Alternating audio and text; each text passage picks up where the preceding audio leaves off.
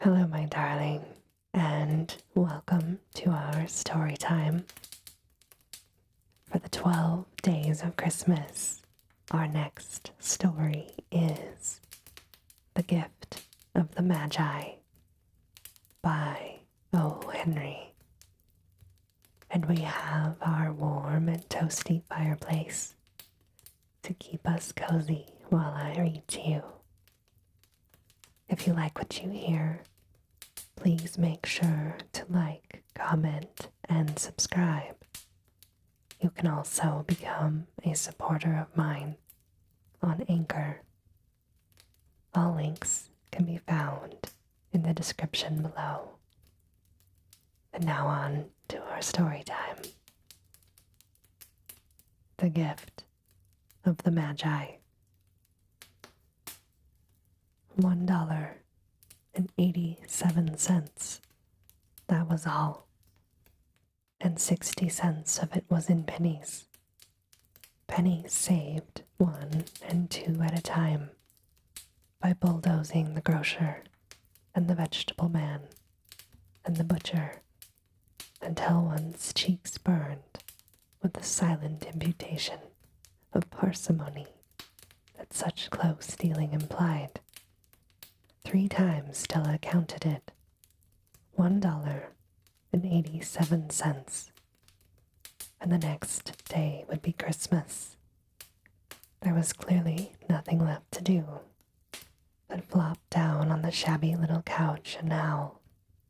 So Della did this, which instigates the moral reflection that life is made up of sobs, sniffles, and smiles, with sniffles predominating.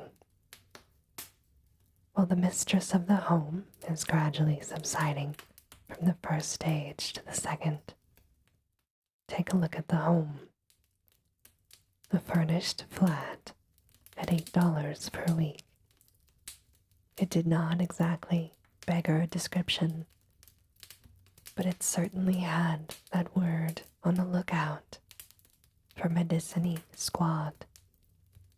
In the vestibule below was a letter box into which no letter would go, and an electric button from which no mortal finger could coax a ring.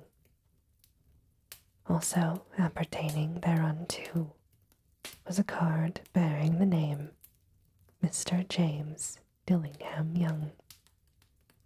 The Dillingham had been flung to the breeze during a former period of prosperity, when its possessor was being paid $30 a week. Now, when the income was shrunk to 20, the letters of Dillingham looked blurred, as though they were thinking seriously of contracting to a modest and unassuming D.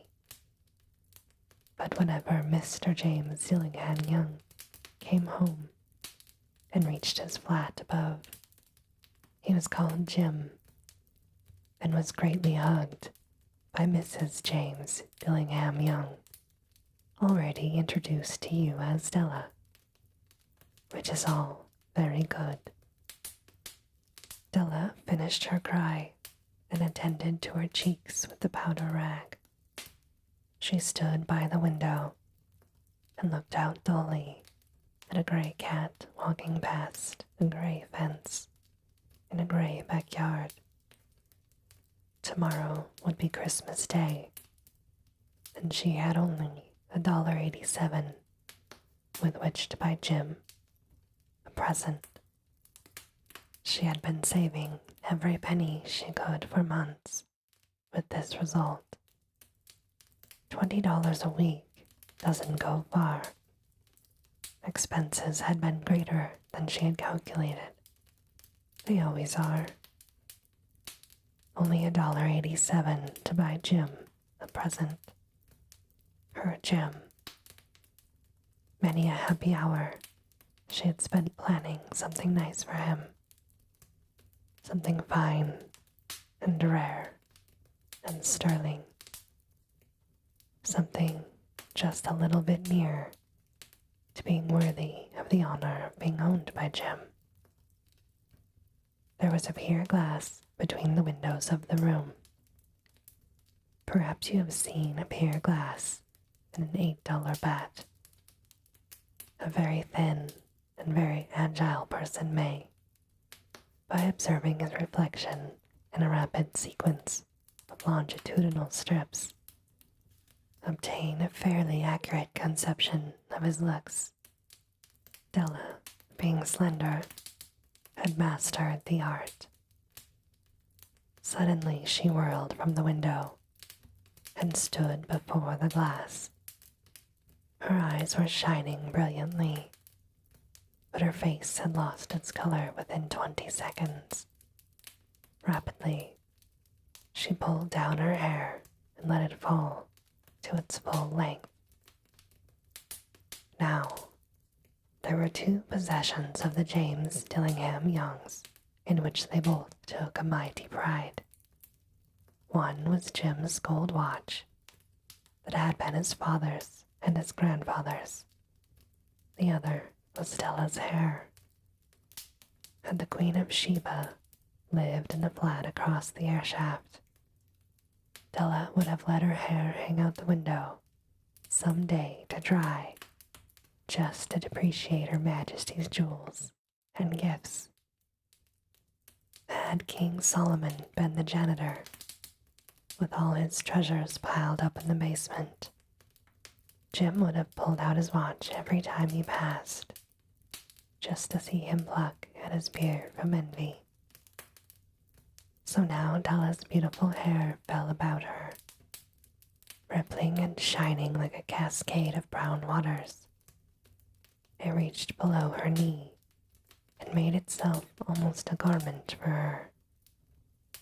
And then she did it up again nervously and quickly. Once she had faltered for a minute and stood still while a tear or two splashed on the worn red carpet. On went her old brown jacket. On went her old brown hat.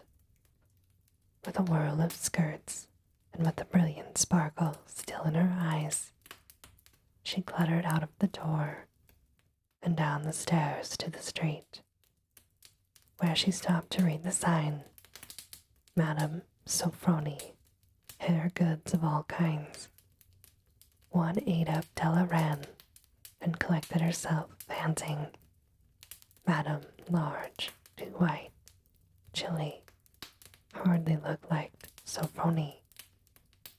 Will you buy my hair? Asked Della. I buy hair, said the madam. Take your hat off, and let's have a sight at the looks of it. Down rippled the brown cascade. $20, said madam, lifting the mass with a practiced hand. Give it to me quick, said Della. Oh, and the next 2 hours tripped by on rosy wings. Forget the hashed metaphor. She was ransacking the stores for Jim's present. She found it at last. It surely had been made for Jim and no one else. There was no other like it in any of the stores, and she had turned them all inside out. It was a platinum fob chain, symbol, and chest in design, properly proclaiming its value by substance alone, and not by ornamentation, as all good things should do. It was even worthy of the watch. As soon as she saw it, she knew that it must be Jim's. It was like him, quietness and value. The description applied to both. $21 they took from her for it, and she hurried home with the 78 cents. With that chain on his watch, Jim might be properly anxious about the time in any company. Grand as the watch was, he sometimes looked at it on the sly on account of the old leather strap that he used in place of a chain. When Della reached home, her intoxication gave way to prudence and reason.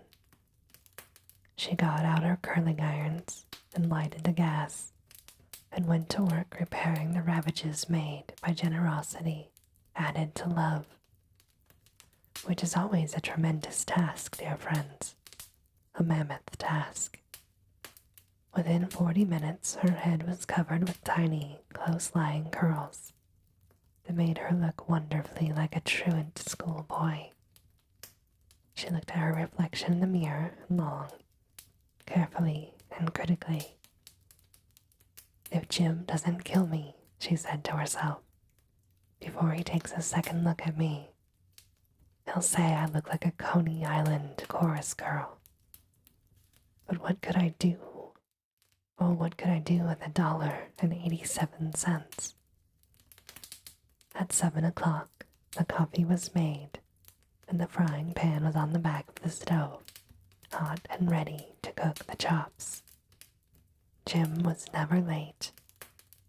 Della doubled the fob chain in her hand and sat on the corner of the table near the door that he always entered. Then she heard his step on the stairway down the first flight, and she turned white for just a moment. She had a habit of saying little silent prayers about the simplest everyday things, and now she whispered, "Please God, make him think I am still pretty." The door opened and Jim stepped in and closed it. He looked thin and very serious. Poor fellow. He was only 22, and to be burdened with a family. He needed a new overcoat, and he was out of gloves. Jim stepped inside the door, as immovable as a setter with the scent of a quail. His eyes were fixed upon Della, and there was an expression in them that she could not read, and it terrified her. It was not anger, nor surprise, nor disapproval, nor horror, nor any of the sentiments that she had been prepared for. He simply stared at her fixedly, with that peculiar expression on his face. Della wriggled off the table and went for him. "Jim, darling," she cried, "don't look at me that way. I had my hair cut off and sold it, because I couldn't have lived through Christmas without giving you a present. It will grow out again. You won't mind, will you? I just had to do it. My hair grows awfully fast. Say Merry Christmas, Jim, and let's be happy. You don't know what a beautiful, nice gift I've got for you." "You've cut off your hair?" asked Jim laboriously, as if he had not arrived at that patent fact yet, even after the hardest mental labor. "Cut it off and sold it," said Della. "Don't you like me just as well, anyhow? I'm me without my hair, aren't I?" Jim looked around the room curiously. "You say your hair is gone," he said, with an air of almost idiocy. "You needn't look for it," said Della. "It's sold. I tell you, it's sold and gone. It's Christmas Eve, Jim. Be good to me, for it went to you. Maybe the hairs on my head were numbered," she went on, with a sudden, serious sweetness. "But nobody could ever count my love for you. Shall I put the chops on now, Jim?" Out of his trance, Jim seemed quickly to wake. He enfolded his Della. For 10 seconds, let us regard with discreet scrutiny some inconsequential object in the other direction. $8 a week, or $1,000,000 a year. What is the difference? A mathematician or a wit would give you the wrong answer. The Magi brought valuable gifts, but that was not among them. This dark assertion will be illuminated later on. Jim drew a package from his overcoat pocket and threw it upon the table. "Don't make any mistake, Dell," he said, "about me. I don't think there's anything in the way of a haircut, or a shave, or a shampoo that could make me like my girl any less. But if you'll unwrap that package, you may see why you had me going for a while at first." White fingers and nimble tore at the string and paper, and then an ecstatic scream of joy, and then, alas, a quick feminine change to hysterical tears and wails, necessitating the immediate employment of all the comforting powers of the lord of the flat.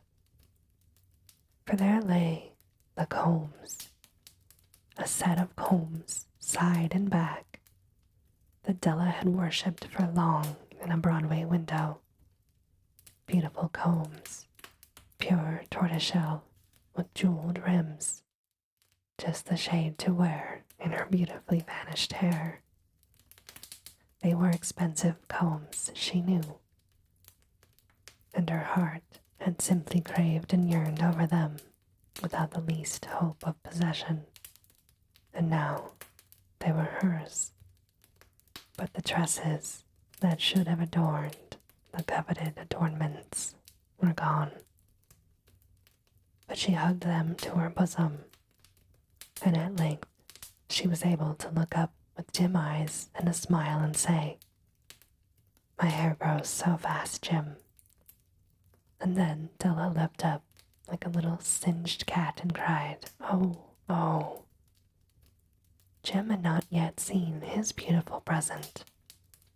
She held it out to him eagerly upon her open palm. The dull, precious metal seemed to flash with a reflection of her bright and ardent spirit. "Isn't it a dandy, Jim? I hunted all over town to find it. You'll have to look at the time 100 times a day now. Give me your watch. I want to see how it looks on it." Instead of obeying, Jim tumbled down on the couch and put his hands under the back of his head and smiled. "Dell," he said, "let's put our Christmas presents away and keep them a while. They're too nice to use just at present. I sold the watch to get the money to buy your combs. And now I suppose you should put the chops on.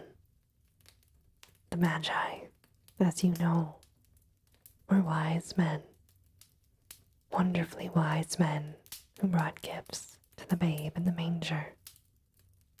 They invented the art of giving Christmas presents.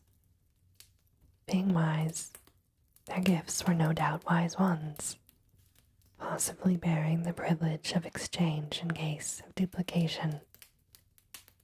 And here I have lamely related to you the uneventful chronicle of two foolish children in a flat, who most unwisely sacrificed for each other the greatest treasure of their house. But in a last word to the wise of these days, let it be said that of all who give gifts, these two were the wisest. Of all who give gifts and receive gifts, such as they are wisest. Everywhere they are wisest. They are the Magi. And this, my darling, ends our reading for today. As always, I hope you have very sweet and creepy dreams. Good night.